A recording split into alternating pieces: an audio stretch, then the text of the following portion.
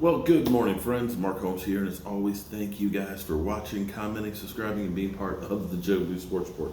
Without you guys, you know this does not work without you guys. So it is game day, Super Bowl Sunday. It is here. The 2020 season is actually starting after tonight. And this season, of course, is kind of important to get things together because the collective bargaining agreement ends 1 year from now. Now, it's been quiet negotiations. This is far from where it was, some 7 years ago where there was a lockout and a strike. And apparently, things are going well. And it sounds like this deal is going to go until 2030.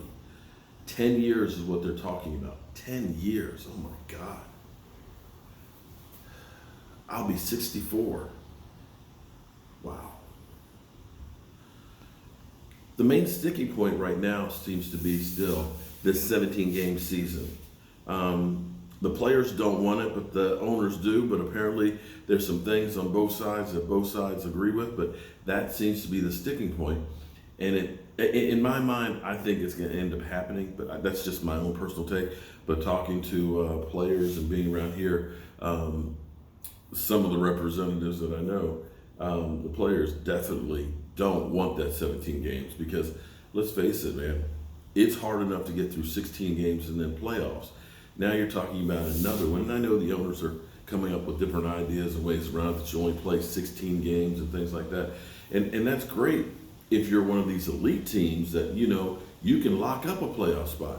But let's suppose you've been in a dogfight all season long. And, here it is, it's week 17, and you got to win and get in. And your quarterback has played in 16 games. That means then a backup who may not have played all year is holding the key to your season. So you're going to have to say, Dak, we love you, buddy, but you can't play this week. Cooper Rush, you're in. You decide whether or not we go to the playoffs.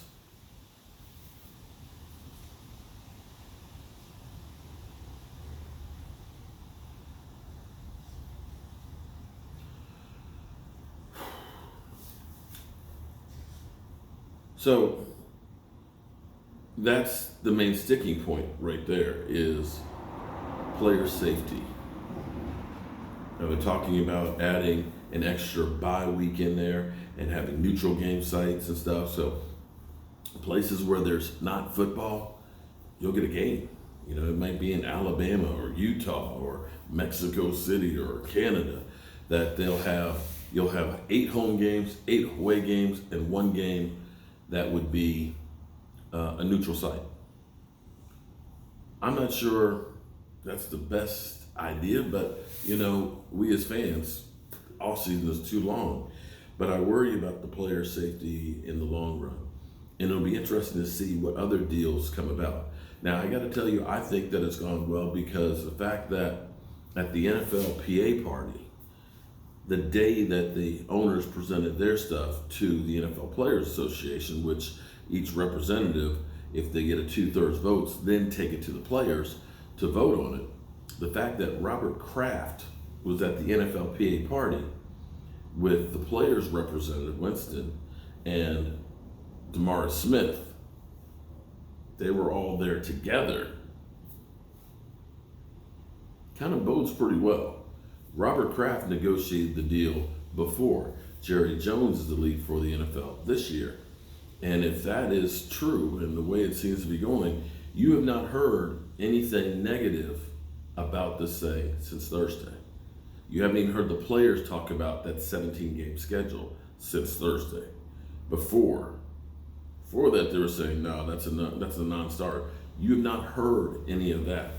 And it's my feeling that this deal, both sides want to get it done so there's not a lockout because let's face it, the NFL, as much as people have said, is going away, that the popularity is going down and soccer is going to take over the world. No. It's had its hits. And yet every year the salary cap goes up.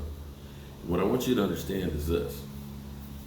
after the anthem protests, after the concussions and all that, when people said things were going down, you know the amazing thing that never happened? That salary caps went down. Because the salary cap is tied to gross revenue in the NFL.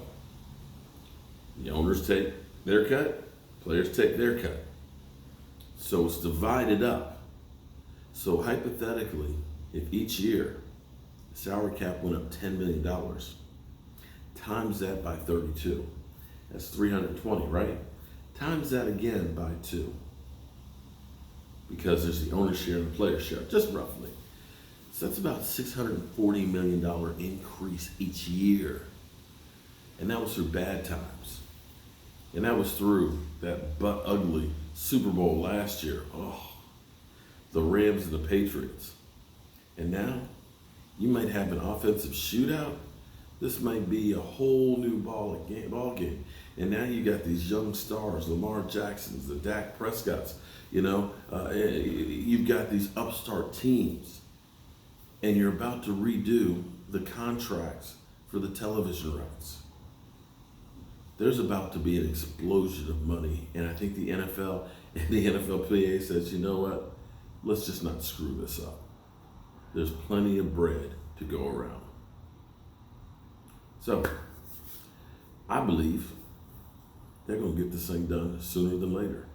And as soon as it's done, Cowboy fans, watch how quickly Pat Mahomes gets his contract. And if the Cowboys haven't already done Dak's, they're screwed. Remember what I told you? I told you this last year. Get his deal done. Didn't listen to me. What do I know? I'm a guy with a day job and a voodoo doll. But I'll be at the Super Bowl, standing up for the star. I'm Mark Holmes. Thank you for being part of the Joe Blue Sports Report. I'll see you soon.